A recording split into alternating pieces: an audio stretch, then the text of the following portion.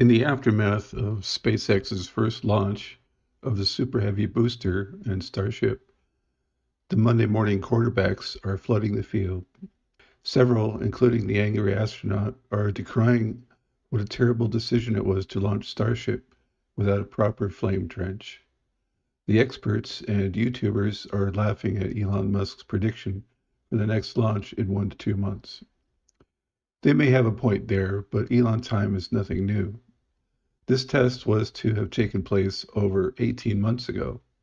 Nonetheless, SpaceX will have gleaned an amazing amount of useful data from this flight.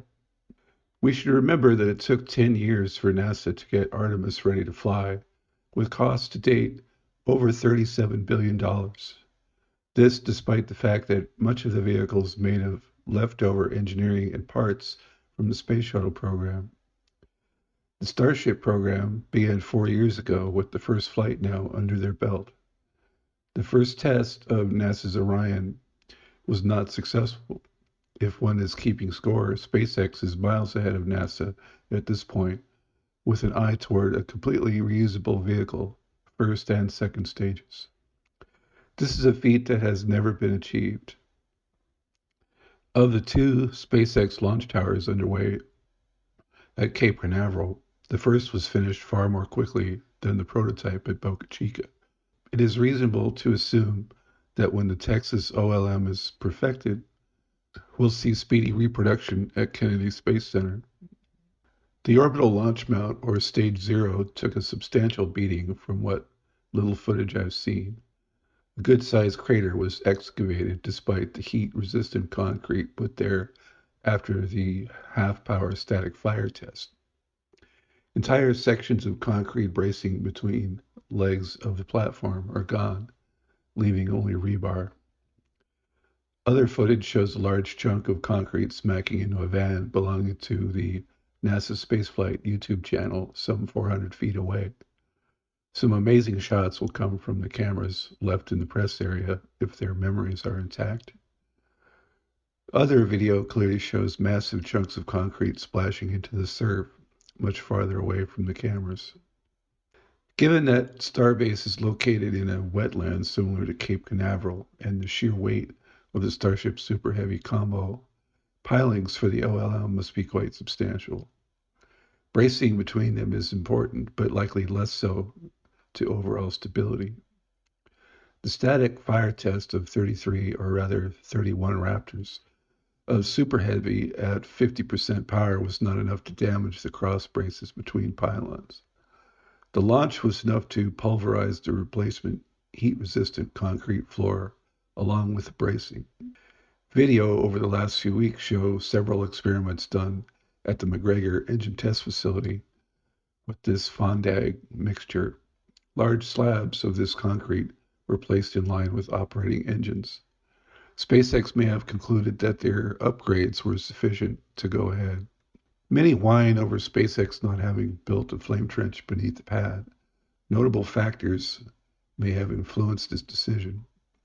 The first is simplicity, going back to Elon's phrase, the best part being no part. NASA relies on their vehicle assembly building and does very little work on a rocket outside of that structure. SpaceX is gearing themselves to launch as many ships in 2 weeks as NASA does in 2 years. They cannot afford to have rockets gumming up a valuable building used for assembly. Without the flame trench, SpaceX built a platform that could be moved in and out from under a ship on the orbital launch mount. Much work may be done on the booster, including swapping engines. Starship has separate stands for the same purpose. The plan is to replace the concrete with water-cooled steel plate in order to maintain this capability. Accommodating a flame trench with maintenance platforms would be unwieldy, but could probably be done.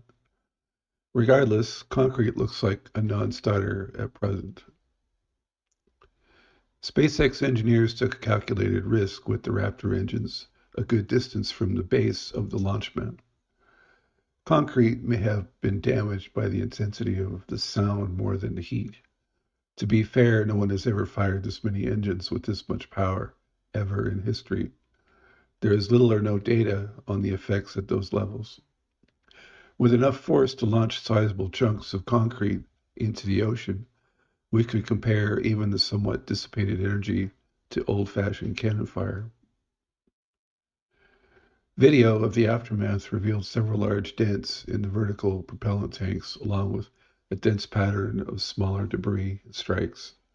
I'm sure the SpaceX engineers are not going to repeat such widespread carnage. It appears that much of the damage is easily repairable, but everything in the immediate area is crucial for launch, and it will take time to review all their systems.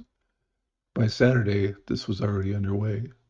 The fields, beach, and marshes will be picked up with fences repaired and signs replaced.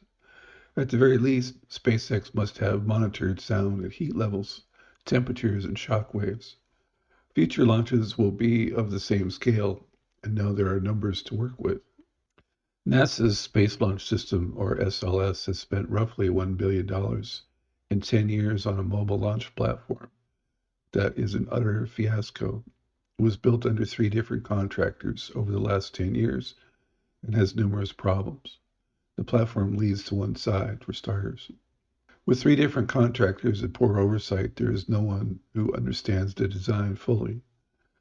Though Artemis 1 launched successfully, the lifetime of this boondoggle may only be 3 or 4 flights before another tower is needed. The Starship tower appears to have survived all testing plus the first launch with minor damage to the blockhouse containing the winches. The SpaceX launch tower is still capable of lifting the Superheavy onto the OLM and Starship onto the booster. It took SpaceX 13 months to build the tower, including the innovative chopsticks for moving and assembling the vehicles. When SpaceX manages to catch boosters and Starships on their return, they will have been proven right several-fold. The OLM has taken considerably longer, but is far more complex than anything NASA is using. Again, in the interest of losing weight and complexity, compressed gas tanks, which would normally be part of the booster, are integrated into the launch pad. This is the case for the outer ring of 20 Raptor engines. The great disadvantage is that if one of those engines goes out, it cannot be relit in flight. This was certainly the case for the first launch, where at least 4 of those engines failed. I'm guessing there's a wealth of test data for the Raptors concerning reliability of long-duration firing. My money is on debris from the pad severely damaging those engines. As alluded to in the last podcast, the loss of 5 engines severely hampered the maiden flight of Starship. Assuming the operating engines were at 90%, the missing thrust reduced the lift ratio from a more optimal 1.5 to something closer to 1.2, accounting for the noticeably slow rate of climb.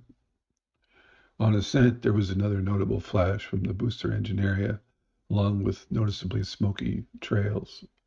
Possibly this indicates leakage of more exhaust from a fuel-rich mixture on at least 2 engines. The incomplete burning of methane looks much different than the clean, clear, or slightly bluish flame, which is normal for methane.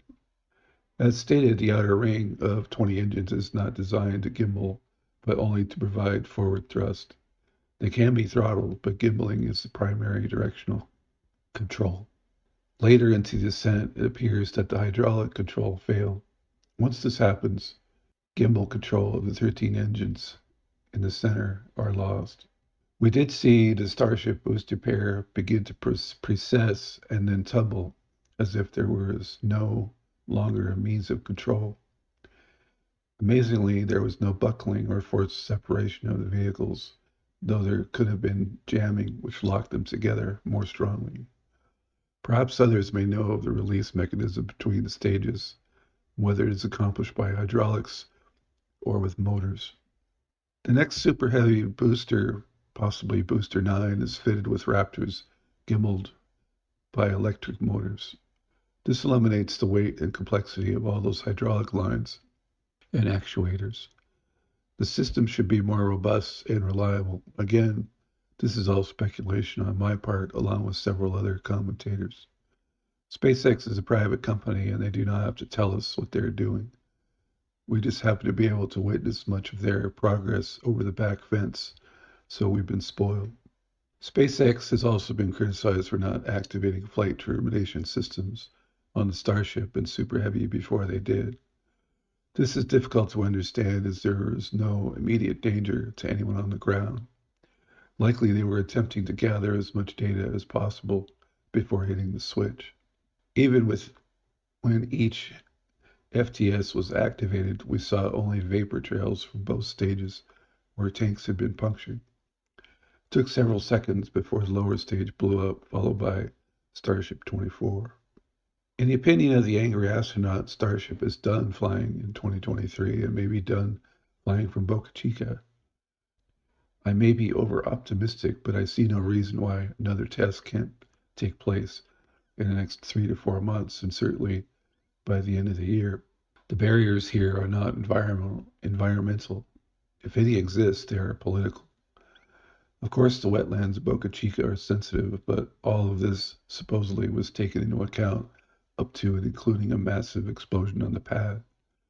This is where politics comes in. There are those who don't want Starbase or any testing there, period, including many at NASA.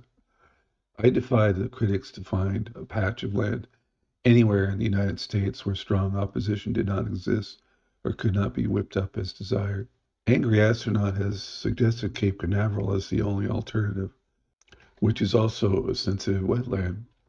I don't believe it is the desire of Musk or SpaceX to defile the Earth.